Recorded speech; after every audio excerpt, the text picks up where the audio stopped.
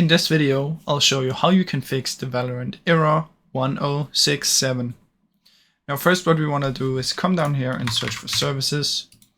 Open up services right here, click anywhere and press V until you find VGC. Now double click on this and turn it to automatic, and also make sure you start it right here if it's stopped. I have mine on manual, but you're going to turn yours to automatic and apply and OK. Make sure you run it as well. If it's stopped, just do this and then wait for it to open. Now after you've done that, what you can do is come down here to the Windows Firewall, open up Windows Defender Firewall and allow an app right here. Then what we want to do is change settings and allow another app. From in here we're going to press browse and we're going to find our Valorant, which is usually on your C disk unless you installed it on your other driver, which I did.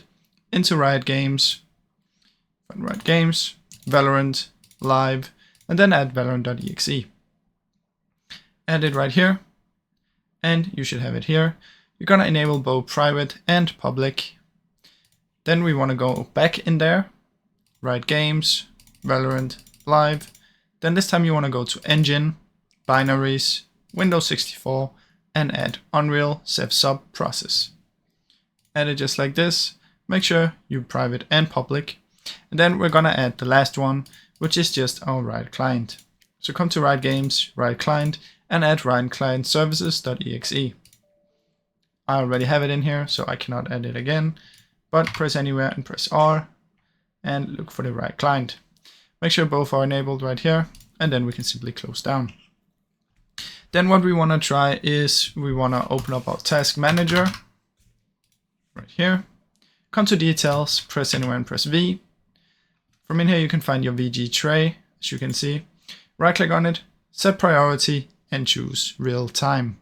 This will set your priority on the Vanguard tray to the highest possible. Now another thing we can do is we can repair our game.